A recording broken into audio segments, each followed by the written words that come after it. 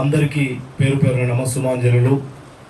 అదేవిధంగా వేదిక మీద ఉన్నటువంటి గురుకులాలకు సంబంధించిన అధ్యాపక ఉపాధ్యాయ సంఘాల నాయకులు అన్న రిషికేష్ గారికి, రామచంద్రరావు గారికి, మధుకర్ గారికి, వెంకటకృష్ణారెడ్డి గారికి, శ్రీనివాస్ గారికి, అన్న సుధాకర్ గారికి, మా లక్ష్మణ్ అన్నకు, అదేవిధంగా పీడీల అసోసియేషన్ జనరల్ సెక్రటరీ పర్వతాలు గారికి, వేదిక మీద ఉన్న ప్రతి ఒక్కరికి పేరు పేరున నమస్సుమాంజలులు. ఇక ఒక 50 ఏళ్ళ జీవితం అంటే 100 ఏళ్ళు బతికితే సగం జీవితం. మరి అంత అమూల్యమైనటువంటి తన జీవితంలో అత్యంత హెచ్చు భాగం అన్నను బీసీ సంఘం కృష్ణ అంటే నేను సరే ఒక 50 ఏళ్ళ కిందట 52 ఏళ్ళ కిందట వారు బీసీ సంఘం పెట్టినప్పుడు లేదా బీసీల కోసం మొదటిసారి గొంతిప్పినప్పుడు ఆ రోజున్నటువంటి సామాజిక అసమతుల్యం కావచ్చు, రుగ్మతలు కావచ్చు, వారు గొంతెత్తి వాటిని ఎదిరించడం మొదలుపెట్టిండొచ్చు. కానీ ఇవాళ 50 ఏళ్ళ తర్వాత కృష్ణను ఇంకా బీసీ సంఘం అంటే మాత్రం నేను ఒప్పుకోను. ఎందుకంటే ఇక్కడ ఉన్న వాళ్ళందరూ బీసీ రాయమన్నా, ఓసీలు ఎవరు లేరా? బ్రాహ్మణ్స్, కోమట్లు, ఓసీలు ఎవరు లేరా? మరి వాళ్ళందరికీ ఎవరు పోరాడితే ఉద్యోగాలు వచ్చినాయి? ఆర్ కృష్ణ పోరాడితే ఉద్యోగాలు వచ్చినాయి. ఈ రాష్ట్రంలోనే కాదు, ఉమ్మడి ఆంధ్రప్రదేశ్ రాష్ట్రంలోనే ఏకంగా దేశ స్థాయిలో, జాతీయ స్థాయిలో కూడా ఇన్నేళ్ల సుదీర్ఘ పోరాట వీరుడు ఇంకొకరు ఉండరని మాత్రం నేను నిర్ఘాటంగా చెప్పగలుగుతా. మహాత్ములతో పోటీ కంపేర్ చేయను నేను, ఎందుకంటే వాళ్ళు ఎట్లాగో మహాత్ములే, మహాత్మా జ్యోతిబా పూలే కానీ, అంబేద్కర్ కానీ, అసలు వాళ్ళందరూ కూడా.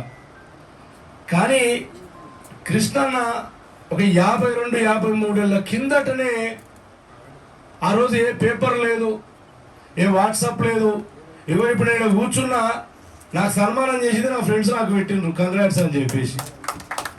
ఎందుకంటే 50 ఏళ్ళ కిందట అది ఉంటుండేనా? అసలు ఫోటోనే లేదు. ఆ పేపర్ కూడా దయాదాక్షిణాలు ఇంత రాస్తే ఇక ఆ కటింగ్ ఫ్రేమ్ కట్టించుకున్న రోజులు కూడా ఉన్నాయి. అన్న కూడా దాచిపెట్టింటాడు నా ఇక్కడికి. మరి ఆ రోజుల్లో 52 ఏళ్ళ కిందట పేపర్ లేదు, ఏదో ఈనాడో, ఆంధ్రభూమో, ఆంధ్రప్రభనో ఏవో వస్తే అవి ఊర్లల్లో పెద్ద పెద్ద పటేళ్ళ ఇళ్లకు, పటవారి ఇళ్లకు మధ్యాహ్నం 3టికో 4టికో ఊర్లో బస్సో లేదా ఎవడన్నా ఊరుడు పట్టణానికి పోయి తీసుకొస్తే తప్ప పేపర్లు వచ్చేది లేదు. మరి అటువంటి సమయంలో కూడా బీసీలను జాగృతం చేసి వెనుకబడిన తరగతులకు రావాల్సిన హక్కుల కోసం పోరాడమే కాకుండా దాన్ని ఎక్కడ కూడా విడిచిపెట్టకుండా ఈరోజు ఈ స్థాయికి తీసుకొచ్చినటువంటి వ్యక్తి. నేను ఆయనలో ముగ్గురుని చూస్తా. నాకు ఇలా కొత్త కాదు.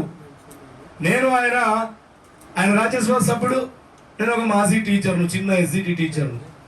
ఇద్దరం కలిసి ఒక 10-12 సార్లు వ్యాన్లలో మమ్మల్ని పోలీసు వాళ్ళు ఎక్కించేయం కాదు, మర్యాదగా లోపలికి ఎక్కి తీసుకపోతే పోలీస్ స్టేషన్లలో కూర్చుంటే అన్న పాపం మాకు అన్నం పెట్టించి పోలీసు వాళ్ళతోన ఆయనకి ఇంకో బాక్స్ ఉంటుంది, వచ్చిందా ఇప్పుడు ఏమన్నా?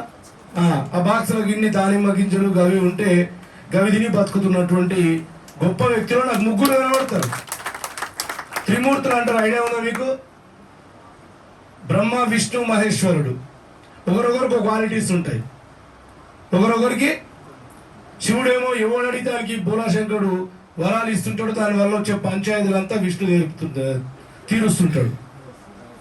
బ్రహ్మదేవుడేమో మీ రాత నేను రాసిన ఏమైనా చేసుకోండి అంటుంటాడు. అట్లా కృష్ణాలలో ముగ్గురు ఎవరంటే ప్రజలు, ఉద్యోగులు, నిరుద్యోగులు.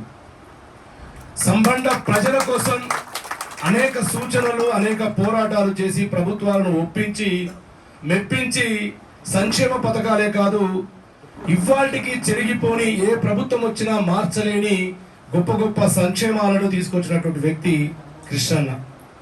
ఉద్యోగస్తులుగా టీచర్లు కానీ, ఉపాధ్యాయులు కానీ, పెన్షనర్లు కానీ ఎక్కడ రోడ్ ఎక్కినా ఆర్ కృష్ణన్న అక్కడ ప్రత్యక్షమయ్యిండు.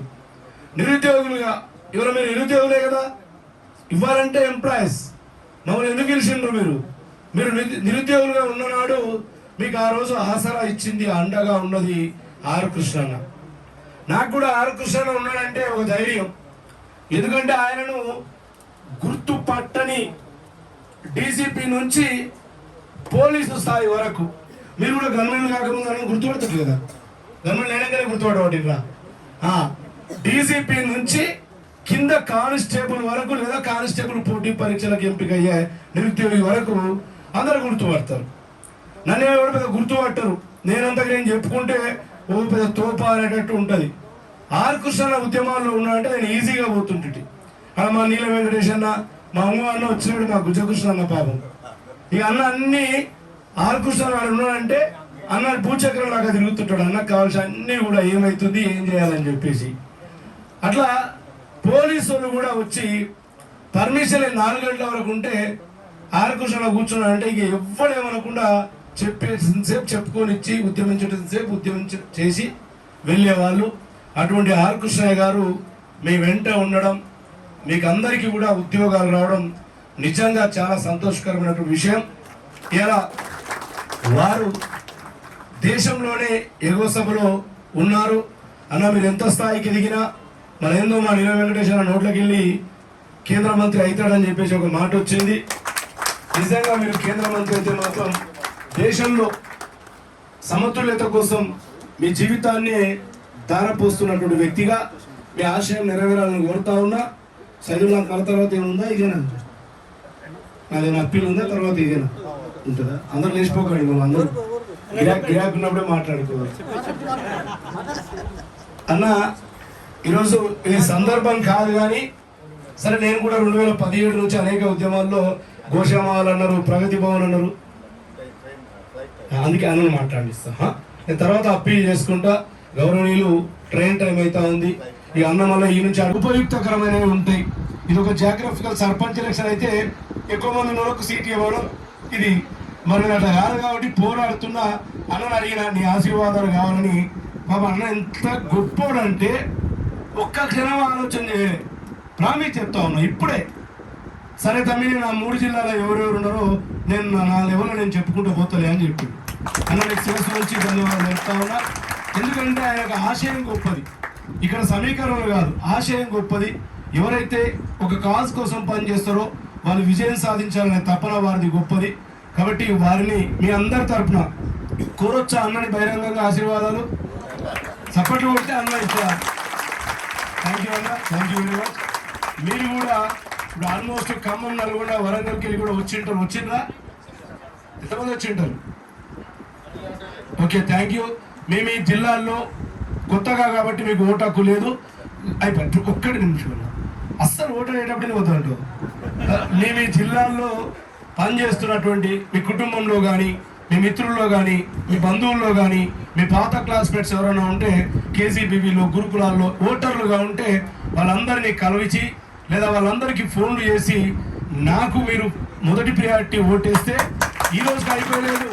నేను ఉద్యోగాలకు వచ్చిండ్రు, ఇప్పటి నుంచి నా చేతిలో డైరెక్ట్ వచ్చిండ్రు. మీరు ఉద్యోగస్తుల కోసం ఓట్లాడుతుంటారని అన్నయ్య చెప్పిండు. మీ సిపిఎస్ విధానం కానీ, హెల్త్ కార్డ్స్ కానీ, మీ టైమింగ్స్ కానీ మొత్తం గురుకులాల అగ్రసులే ఇక్కడ ఉన్నారు. అన్నోళ్ళంతా వెంకటకృష్ణారెడ్డి వీళ్ళందరూ కూడా వీళ్ళందరి చేత మిమ్మల్ని మమేకం చేయించి మీ సమస్యల కోసం పోరాడే మొట్టమొదటి వ్యక్తిని నేనే. మొత్తం గురుకులాలో ఉన్నారు ఆల్ చేసి వీళ్ళు మీరు కలిసి నాతో పాటు ముందుకు వెళ్దాం. నాకు ఒక అవకాశం ఇచ్చే విధంగా నేను మిమ్మల్ని అప్పీల్ చేసుకుంటా ఉన్నా. థ్యాంక్ యూ అన్నారు.